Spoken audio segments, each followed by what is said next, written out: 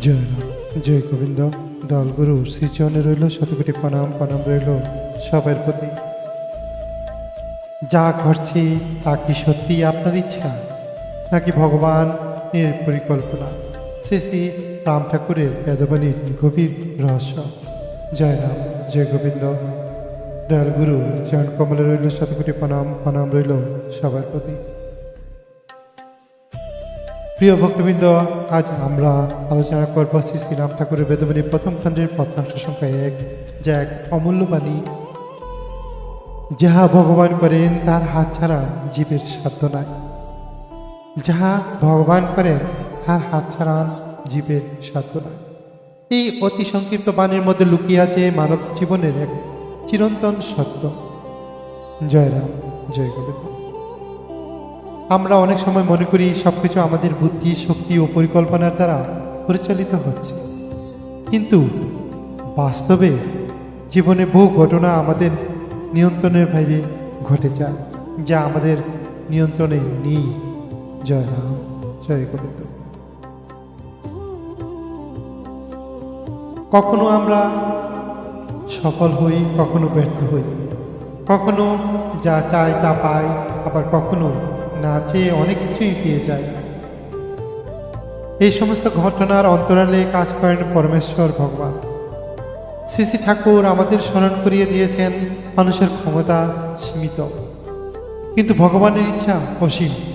তাই জীবনের প্রতিটি অবস্থায় আমাদের উচিত ভগবানের উপর বিশ্বাস রাখা, তাহার শরণ গ্রহণ করা।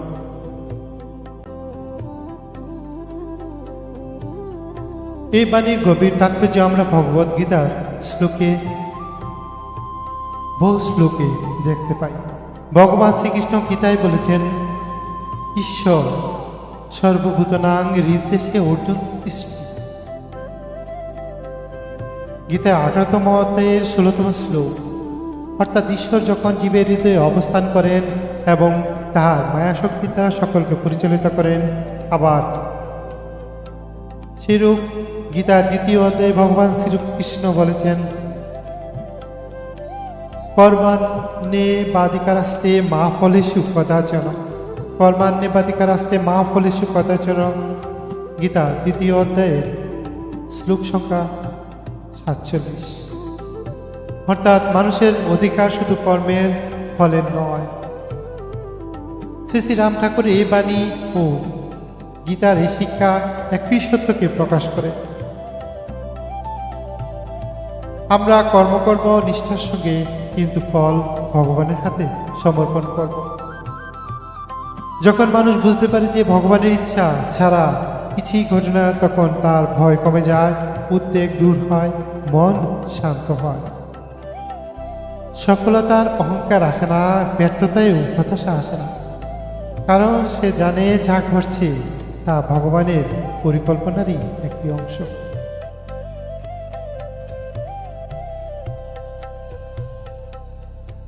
বাস্তব জীবনেও দয়ালগুরুর এই বাণী শিক্ষা দেয় এরকম। এই বাণী আমাদের 5টি মূল্যবান শিক্ষা দেয়। 1. ভগবানের উপর পূর্ণ বিশ্বাস রাখুন। প্রতিকূল অবস্থায় ধৈর্য হারাবেন না। কর্ম করুন,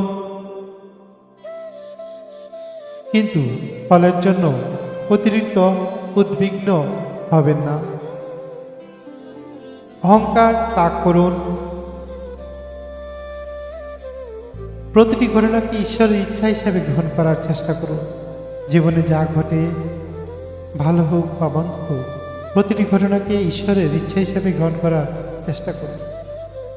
প্রিয় দর্শকবৃন্দ, ভক্তবৃন্দ এবং বন্ধুরা, ফেসবুক বন্ধুরা এবং ইউটিউব বন্ধুরা, শ্রী শ্রী ঠাকুরের এই বাণী আমাদের শেখায় যে মানুষের প্রকৃত শক্তি অহংকারে নয়।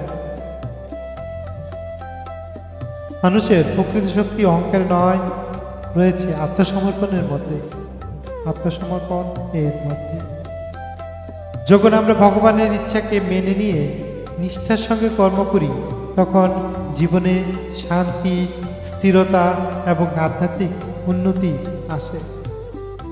যখন আমরা ভগবানের ইচ্ছাকে মেনে নিয়ে নিষ্ঠার সঙ্গে কর্ম করি, তখন জীবনে শান্তি, স্থিরতা এবং আধ্যাত্মিক উন্নতি আসে।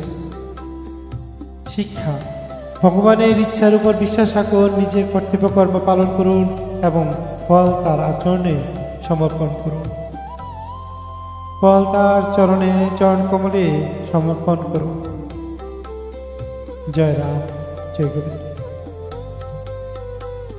বাণীর আলোকে পথ চলা শ্রী শ্রীরাম ঠাকুরের পত্রাংশ ব্যাখ্যা। জয় রাম, জয় গোবিন্দ। আমি সুব্রত মজুমদার, শ্রী শ্রী ঠাকুর চরণাশ্রিত। ভুল ত্রুটি মার্জনা করবেন। দয়াল গুরুর আশীর্বাদ সবার উপর ভূষিত হতে থাকুক। গুরুর আশীর্বাদে জগৎ আলোকিত হোক। গুরুর মহিমা জগৎব্যাপী প্রচার হোক। সবার প্রতি অনুরোধ রইল, আমাদের এই চ্যানেলটি লাইক, শেয়ার ও সাবস্ক্রাইব করবেন। জয় রাম, জয় গোবিন্দ। ধন্যবাদ সবাই।